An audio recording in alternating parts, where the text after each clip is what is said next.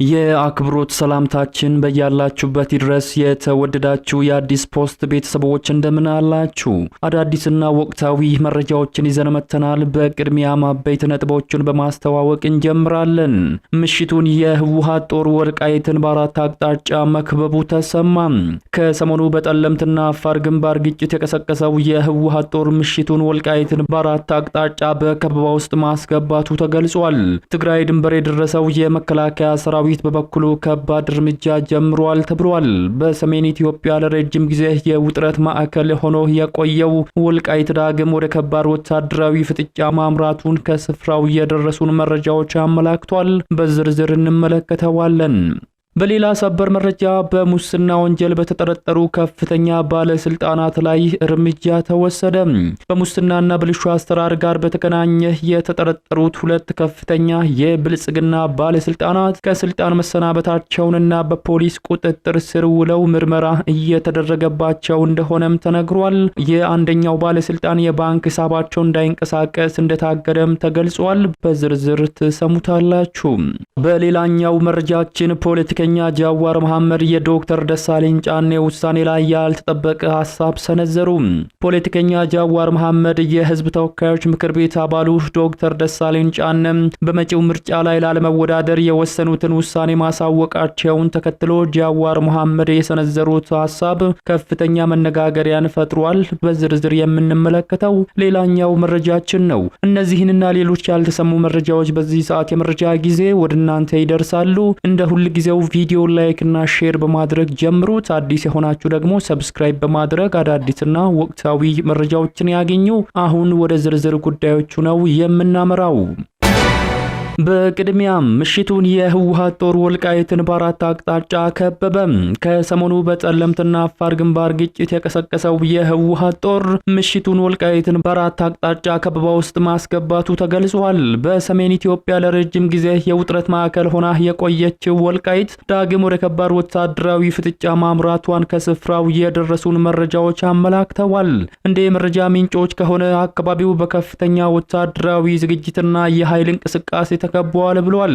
የህወሓት ታጣቂዎች ወልቃይትን ለመቆጣጠር በሶስት ዋና ግንባሮችና በአንድ ረዳት አቅጣጫ እንቅስቃሴ መጀመራቸው ተነግሯል።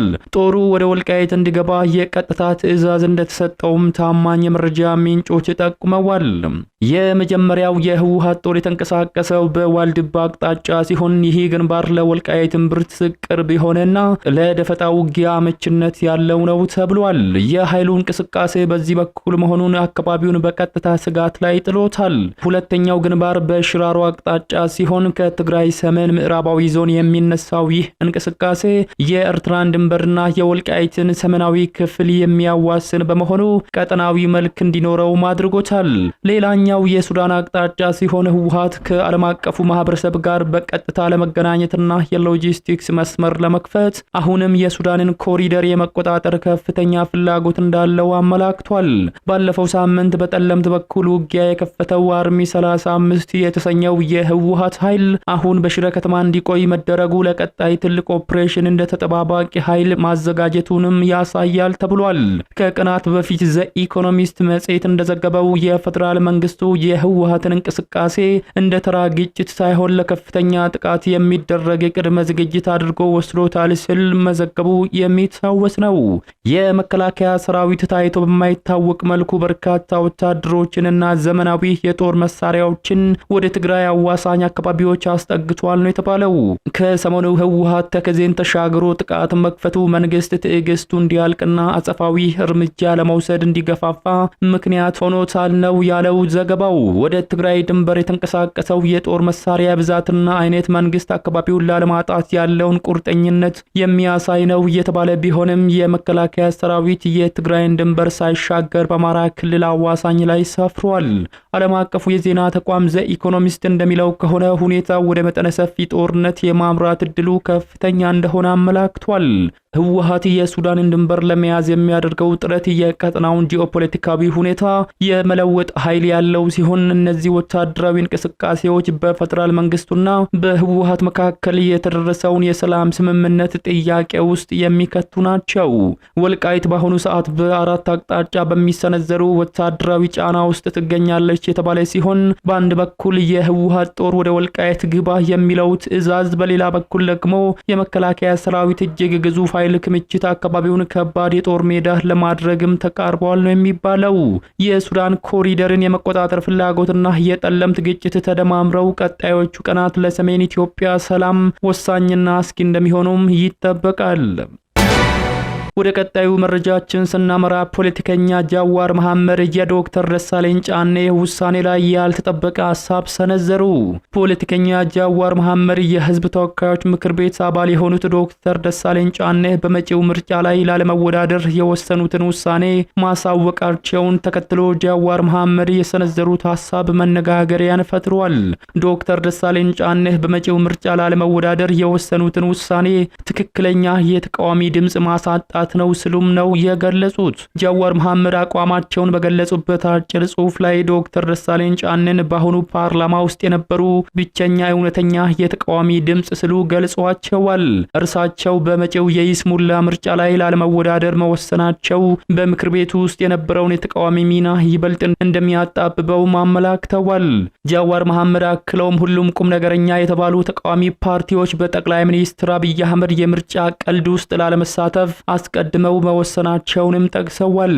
ጃዋር መሐመድ እንደሚሉት የኦሮሞ ፌደራላዊ ኮንግሬስ ኦፌኮን ጨምሮ በርካታ ፓርቲዎች በምርጫው የሚሳተፉት ከምዝገባ ላለመሰረዝ ሲሉ ብቻ በጥቂት የከተማ ቦታዎች ላይ ጥቂት እጩዎችን በማቅረብ ነው ብለዋል። መንግስት ምርጫው ተአማኒነት እንዲኖረው የተለያዩ ድርጅቶችና ግለሰቦች እንዲሳተፉ እንዲሁም የተወሰኑ ወንበሮችን እንደሚሰጣቸው ቃል በመግባት ለማሳመን ቢሞክርም እስካሁን ግን እድሉ አልቀናውም ሲል ነው ጃዋር ትችቱን የሰነዘረው። ይህ የኦፌኮ አባል የሆኑት የአቶ ጃዋር አስተያየት የመጣው የኢትዮጵያ ብሔራዊ ምርጫ ቦርድ የእጩዎችን ምዝገባ ጊዜን ማራዘሙን ይፋ ባደረገበት ዕለት ነው። የጃዋር መሐመድ ትችት ምርጫው ከመካሄዱ በፊት በገዢው ፓርቲና በዋና ዋና ተቃዋሚ ኃይሎች መካከል ያለው አለመተማመን ምን ያህል ጥልቅ እንደሆነ የሚያሳይ መሆኑን የፖለቲካ ተንታኞችም ይገልጻሉ። ወደ ሌላኛው ሰበር መረጃችን ስናመራ በሙስና ወንጀል በተጠረጠሩ ከፍተኛ ባለስልጣናት ላይ እርምጃ ተወሰደ። ከሙስናና ብልሹ አሰራር ጋር በተገናኘ የተጠረጠሩ ሁለት ከፍተኛ የብልጽግና ባለስልጣናት ከስልጣን መሰናበታቸውና በፖሊስ ቁጥጥር ስር ውለው ምርመራ እየተደረገባቸው እንደሆነም ተሰምቷል። የአንደኛው ባለስልጣን የባንክ ሂሳባቸው እንዳይንቀሳቀስ እንደታገደባቸውም ተገልጿል። ላለፉት 2 ዓመታት በፍትህ ሚኒስቴር የአቃቢ ሕግ ዘርፍ ምክትል ሚኒስትር ዴታ ሆነው ሲያገለግሉ የቆዩት አቶ ተስፋዬ ደባ ከኃላፊነታቸው መነሳታቸው ተገልጿል። ከባለፈው ሳምንት መጨረሻ ጀምሮ አቶ ተስፋዬ ደባ ከስልጣናቸው የተነሱ ሲሆን በእርሳቸው ምትክ አቶ ቸርነት ሆርዶፋ በተቋሙ የአቃቢ ሕግ ዘርፍ ምክትል ሚኒስትር ዴታ ሆነው መሾማቸውን ምንጮች አረጋግጠዋል። አዲሱ ተሿሚ አቶ ቸርነት ሆርዶፋ የብልጽግና ፓርቲም ሆነ የየትኛው የፖለቲካ ድርጅት አባል አለመሆናቸው ተነግሯል።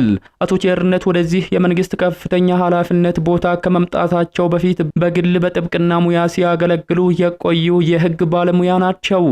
አቶ ቸርነት ሆርዶፋ ለበርካታ ታዋቂ ባለሀብቶችና ለትላልቅ ድርጅቶች በጥብቅና ሙያ ሲሰሩ የቆዩ መሆናቸው የሚታወቅ ሲሆን በተለይም ለታዋቂው ባለሀብትና የደረጃ 1 ኮንትራክተር ለሆኑት ለአቶ ገምሹ በየነ በጠበቃነትም ሲያገለግሉ ቆይቷል ነው የተባለው። በሌላኛው የኢትዮጵያ ሎተሪ አገልግሎት ዋና ስራ አስኪያጅ ወይዘሮ ቤዛ ግርማ በከባድ የሙስና ወንጀል ተጠርጥረው በፖሊስ ቁጥጥር ስር መዋላቸው ተሰምቷል። በመንግስት ከፍተኛ ምርመራ እንደተጀመረባቸውና የባንክ ሂሳባቸው እንዳይንቀሳቀስ ታግዶ ምርመራ እየተደረገባቸው መሆኑ ተገልጿል። የፍትህ ሚኒስቴር ለሁሉም ባንኮች ባስተላለፈው ይፋዊ ደብዳቤ የዋና ስራ አስኪያጇ ወይዘሮ ቤዛ ግርማ በቀለም የባንክ እንቅስቃሴ እንዲታገድ ትዕዛዝ ተሰጥቷል ነው የተባለው። እንደ የመረጃ ምንጮች ገለጻ ከሆነ ሚኒስቴሩ በላከው የ30 ሰዎች ዝርዝር ውስጥ ስራ አስኪያጇ በአንደኛ ተራ ቁጥር ላይ ተቀምጠዋል። በዝርዝር ውስጥ የስራ አስኪያጇ የቅርብ ቤተሰቦች እህትና ወንድሞችን ጨምሮ ጓደኞቻቸው እንደሚገኙበትም ታውቋል። ምርመራው የተጀመረው መንግስት ሰሞኑን የሀገር ሀብት ዘርፈዋል በሚል በጠረጠራቸው የስፖርት አወራራጅ፣ የቤቲንግ ድርጅቶችና የገንዘብ አስተላላፊ ተቋማት ላይ እያካሄደ ካለው ሰፊ ኦፕሬሽን ጋር ተያይዞ መሆኑ ተመላክቷል። ብሔራዊ ሎተሪ አገልግሎት ከታህሳስ 6 ጀምሮ የበርካታ ስፖርት አወራራጅ ድርጅቶችን ፍቃድ መሰረዙ የሚታወስ ነው። የተወደዳችሁ የሚዲያችን ቤተሰቦች ለሰዓቱ ያዝንላችሁ መረጃዎች የተከታተላችሁትን ይመስሉ ነበር። ከሰዓታት በኋላ በሌሎች አዳዲስ መረጃዎች ዳግም እስከምንገናኝ በያላችሁበት መልካሙን ሁሉ ተመኘን።